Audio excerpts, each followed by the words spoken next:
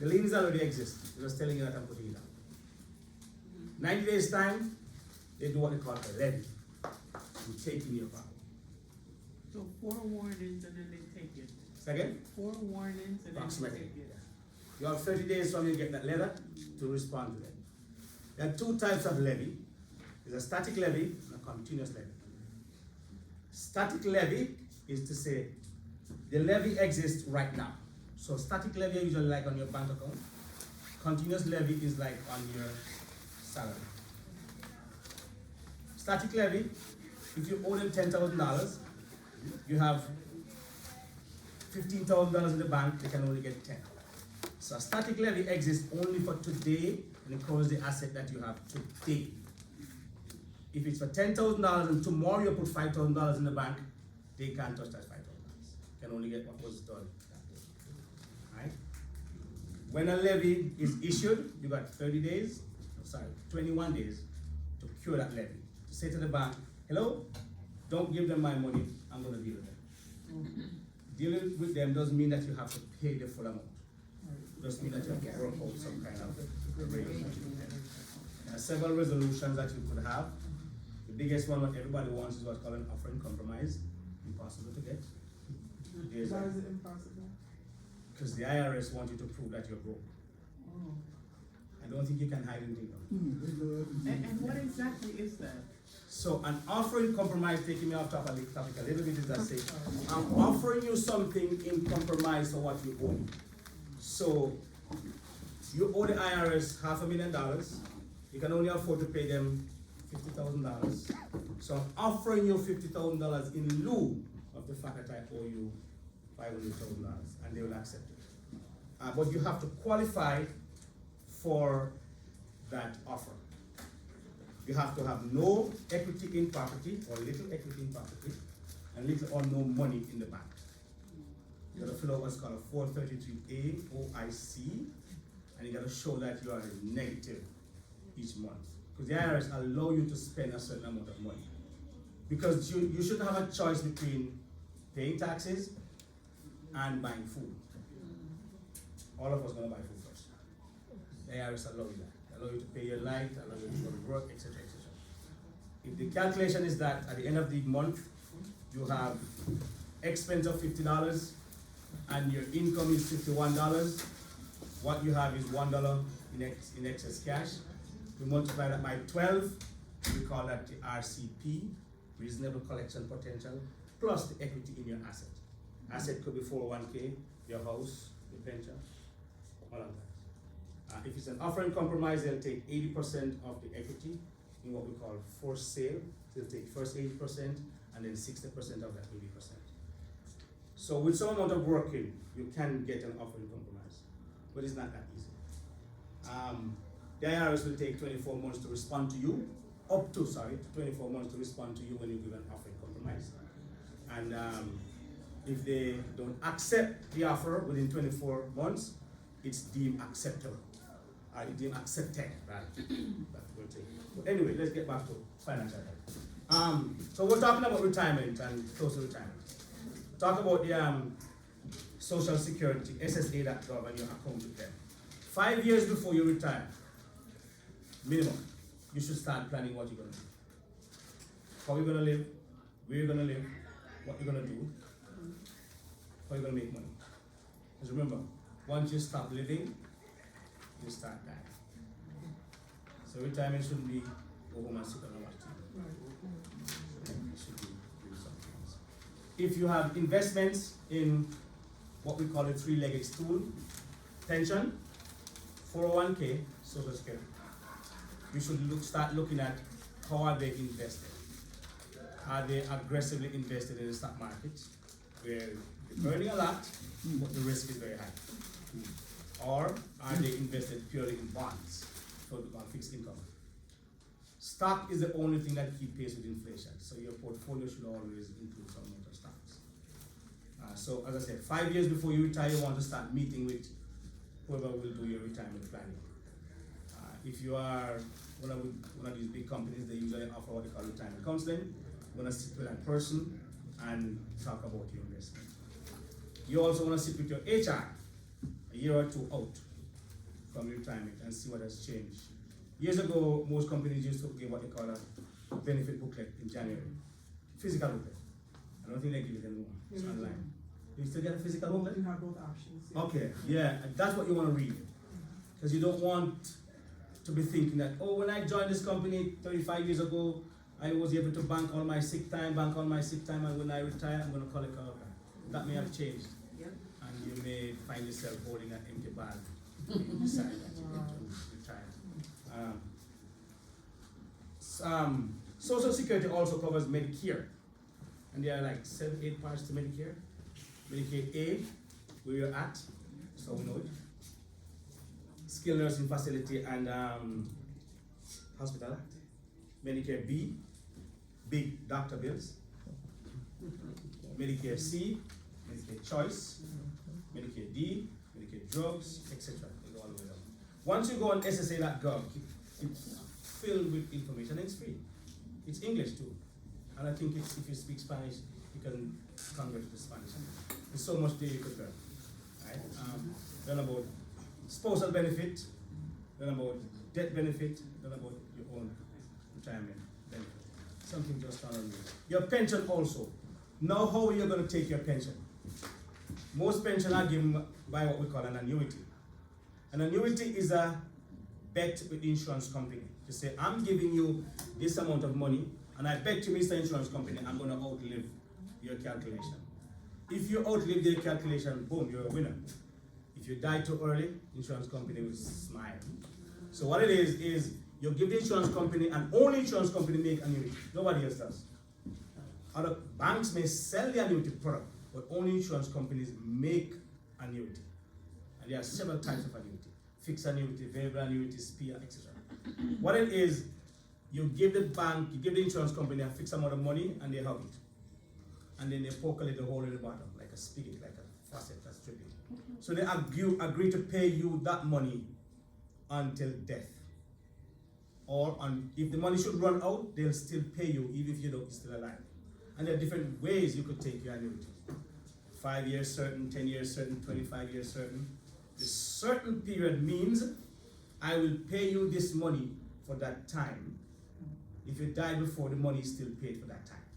So that time or your life, whichever comes second. So when you die, what happens? Does anyone else get The beneficiaries will get the money, what's remaining in the annuity. Yeah. So, but that's why you got to read these annuity things. By the way, your social security benefit is an annuity. For those people who are saying, I don't like annuity, your social security benefit, which is one of the greatest creations in America, social security. So you get it after turning 18? Yeah. So you should all look at that SSA.gov is very crucial, and know what you're invested in until you come close to retirement age. Know where you're going to retire, when you're going to retire, how you're going to live when you retire. And for different people, retirement means different things. Might mean slow down. Some people might mean I'm not going to work anymore, I stop, sit down, do nothing. It's up to you. So let's back up a little bit and talk a little bit more about the taxes. So remember I said that if you get big refund, you're kind of giving away your money. So if every 2 weeks you're getting, pick a number, $1,000 take home, and you're giving the IRS $200 to do it. Now let me give it another way. If your rent is $800, would you pay your landlord $1,000? No. Why not? Because it's 800. So why are you paying the IRS more than you should pay them every month? Alright. So how do You don't want to owe. Huh? You don't want to owe that. Why not? You might not be able to pay when the bill comes. And what if you can't pay? Huh? And what if you can't pay? Well, you take everything you have. You have a credit card? Yeah. Do you pay the entire credit card at the end of the month? Yes. No, of course. You still owe them. They just charge you interest. It's all the IRS will just charge you interest if you owe them money. So back up. The IRS say you should pay me $800 a week at 2 weeks. You're paying them $200. They're holding that $200 for you. You're not getting any interest on that $200. If that money was in a savings account, probably you get 1%, 2%, whatever it is. You could use it to pay that. Also, you could maybe use that same $200 to pay it on a credit card, which is running at 26%. So, doing your thing to get a big refund at the end of the year doesn't really make much financial sense. I mean, you could do it, nothing is wrong with it, but it doesn't make much financial sense to say, let me over withhold to get a big refund. And by the way, most of us are going to find ourselves owing taxes this year. Because the IRS changed the withholding calculator and the withholding tables. Not many people know.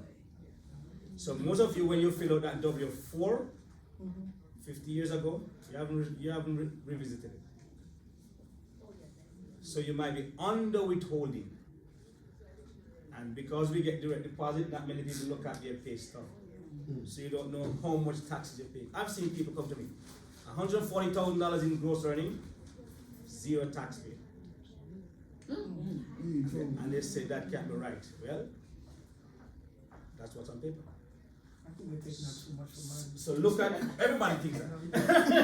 Everybody thinks that they're taking out too much money. So always look at your pay stub. Almost always look at your pay stub. Your year-to-date taxes paid, federal taxes I'm talking about, compared to your year-to-date income earned, should be about 12 to 14%. If it's 3, 4%, 5%, just be prepared to write a check to give it. You should, right? And don't forget that you have state tax also. Yes. The state tax run about 6, 7%.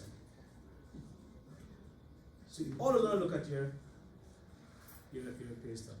The time to plan 2020 for taxes is not now. You're planning 2025 taxes now. Right? The taxman can't do anything. Gone are those days. Prior to 2019, we had what we called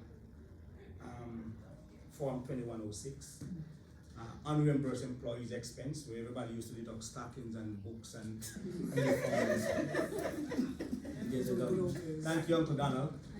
Yeah, those days are gone. So it's your income minus your standard deduction or itemized deduction, and not many people are qualified to itemize. You itemize because remember, SALT, SALT, state and local taxes, state of New York taxes. You have local tax like the Bronx or Yonkers, plus your property tax. That can't exceed $10,000. If it's more than $10,000, you can't write out the excess. So you're not qualified to itemize, unless you have a big mortgage and pay big mortgage interest.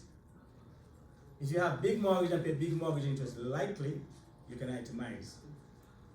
But remember, when you add your state income tax and your local taxes, which most of us is real estate taxes, those two combined cannot exceed $10,000.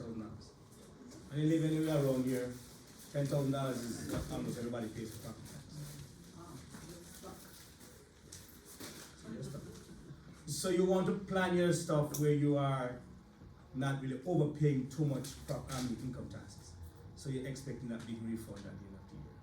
So wrap up. What, it said that internal revenue actually cheating us because if they owe you certain amount of money, they will pay you right away.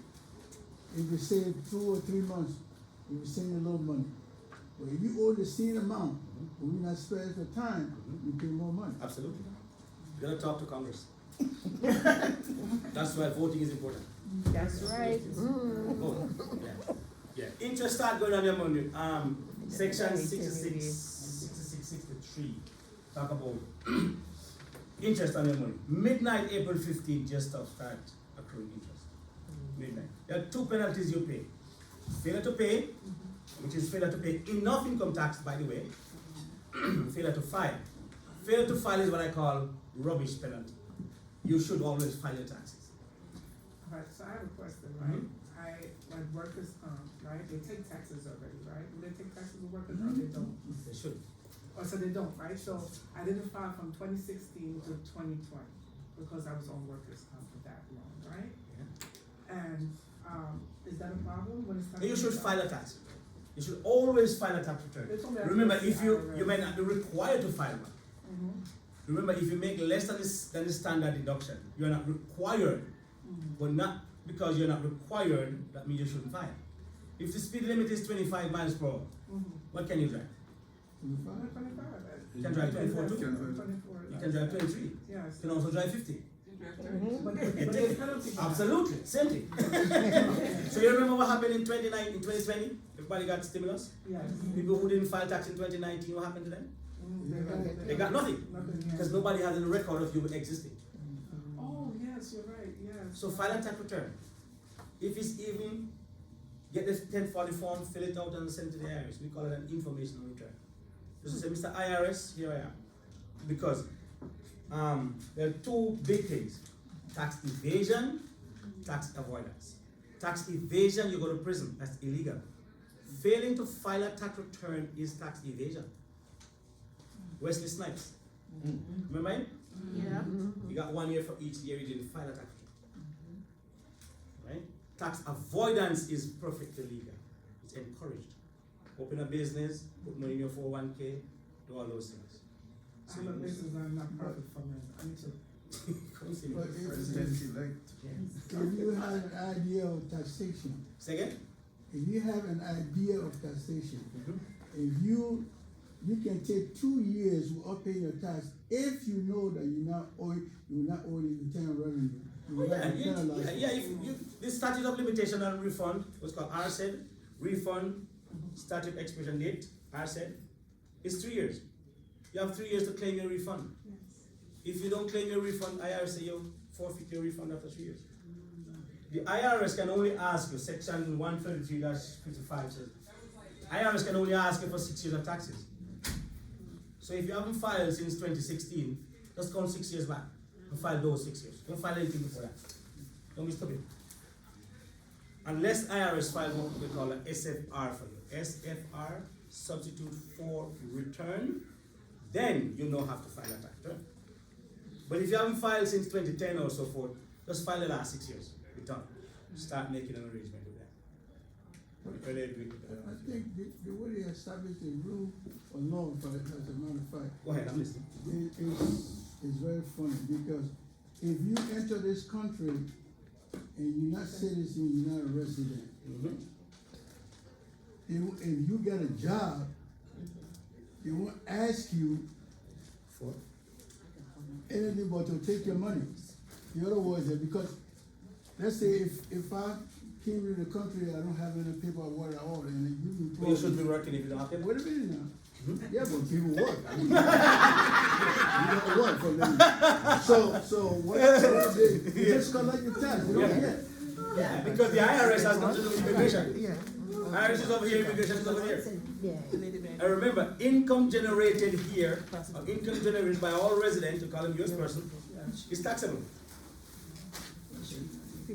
Yeah, it's taxable. Income generated here must be taxed if it's legal activity or otherwise. Right? No. So any question you have? Might as well walk on. I do. Any other questions that you may have? Teaching you.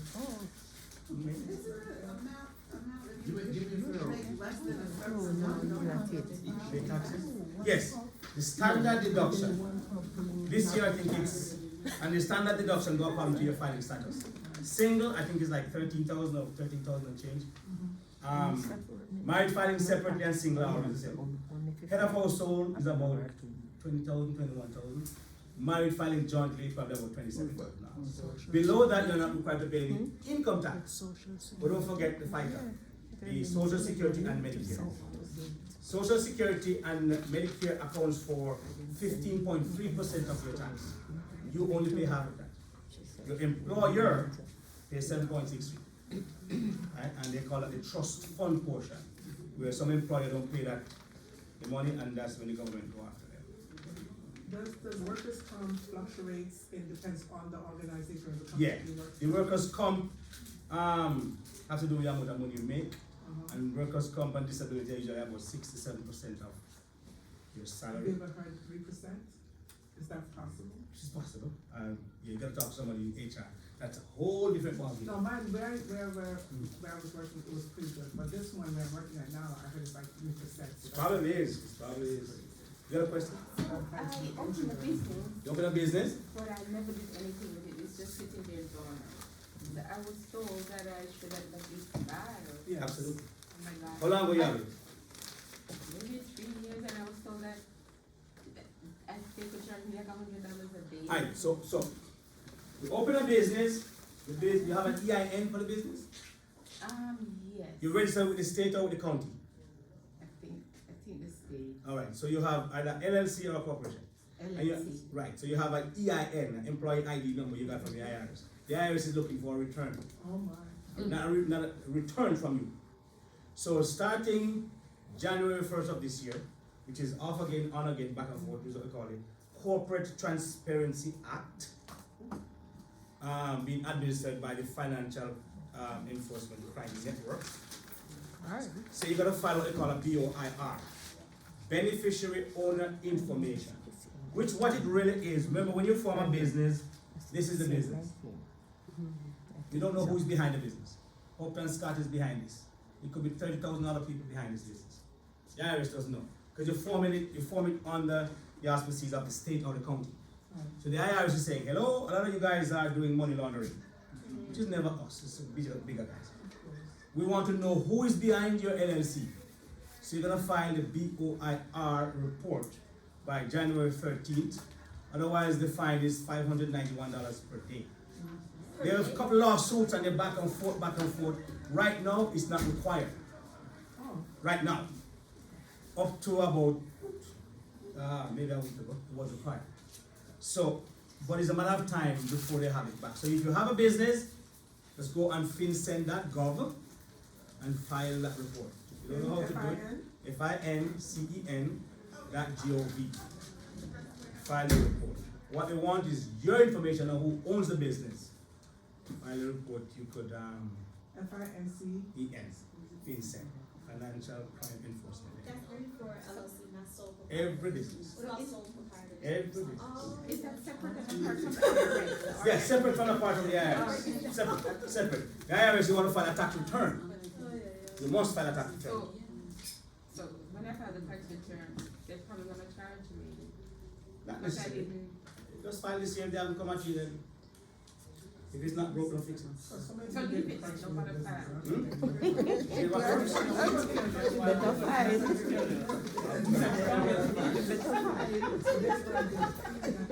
But she's not That's your using problem. it, so she needs a return. Maybe she has to be sure to do It's the a loan. taxes. My grandson worked for the first time for someone's youth job, does he have to file? He should file if they took money from him. If they took income tax from him, the only way to get back that is to file a return. But if he make less than $13,000, he's not required to file. But if they took $300 from him and he only earned $6,000, I want my money. That's right. So go file a tax return and get lucky money. Give me my money. Again, thank you all for listening. You got my pen, you got my card. So the next presenter we have here on Alzheimer's, we have Dr. Marsha Powell.